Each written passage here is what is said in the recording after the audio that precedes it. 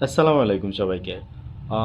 খালেদা জিয়ার অবস্থা আবারও সংকটাপন্ন। হ্যাঁ, গতকালকে পর্যন্ত আমি যতটুকু শুনছিলাম যে ওনাকে নিবিড় পর্যবেক্ষণে রাখা হয়েছে। গতকালও আমার একটা ভিডিও ছিল।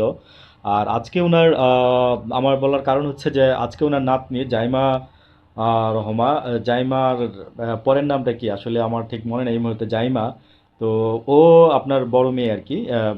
ও আপনার বলতেছিল যে আমার বাবা ত্রিমুখী সংঘর্ষের কারণে বাংলাদেশে যেতে পারতেছে না, এইভাবেই পোস্টটা দিচ্ছে সে।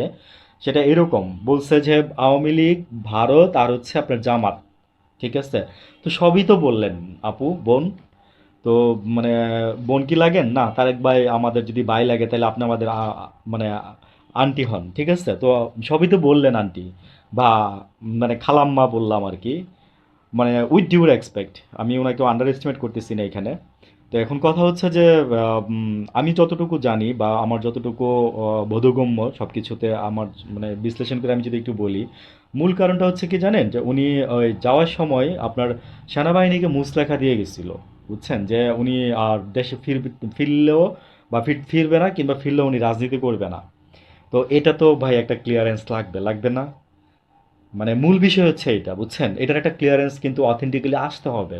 গভর্নমেন্ট কিন্তু বলে দিচ্ছে উনি চাইলে আমরা ওনাকে কি পাসের কথা যেন বলছে, যে উনি এসে ওনার মাকে দেখে যেতে পারে বা উনি আসতে পারে যখন তখন। গভর্নমেন্ট থেকে কালকে কিন্তু মানে প্রথম মানুষ ভাবতেছিল যে স্বরাষ্ট্র মন্ত্রণালয় থেকে কিংবা এই সরকার ওনাকে আসার প্রতিবন্ধকতা সৃষ্টি করে রাখছে। তো পরে গতকালকেই মানে সরকার আপনার স্বরাষ্ট্র মন্ত্রণালয় থেকে বলে দেওয়া হয়েছে যে না, উনি চাইলে এক্ষুনি আসতে পারে, 24 ঘন্টার মধ্যে উনি আসতে পারে ওনার মাকে দেখার জন্য। এই ব্যাপারে আমাদের কোনো প্রবলেম নেই। এবং ওনার এই সরকার ক্ষমতায় আসার পরে কিন্তু ওনার সবগুলো মামলা উঠায় নেওয়া হয়েছে। ওনার কিন্তু আসার কোনো প্রতিবন্ধকতা নাই। এবং পিনাকিদা বলছে যে উনি চাইলে আসতে পারে, ওনার একটা ওনারকে মেরে ফেলার ভয় আছে। হ্যাঁ, এটা কেন ভাই আমি জানি না। বাংলাদেশের মানুষ যদি আপনার পাশে থাকে আপনাকে মেরে ফেলবে কেন?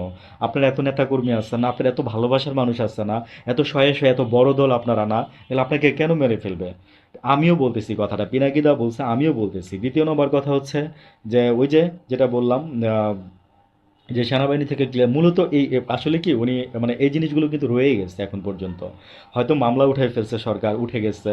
তারপরে এদিক দিয়ে মানে এই যে ক্যান্টনমেন্ট থেকে যে উনি যে মুসলেখা দিয়ে গেছে এটা উঠে না, এবং এটা নিয়ে আমি কথা এর আগেও বলছি। যে মুসলেখা যে দিয়ে গেছে তারেক সাহেব কিভাবে আসবে, এই কথাটা ঠিক এইভাবেই বলছিলাম আমি।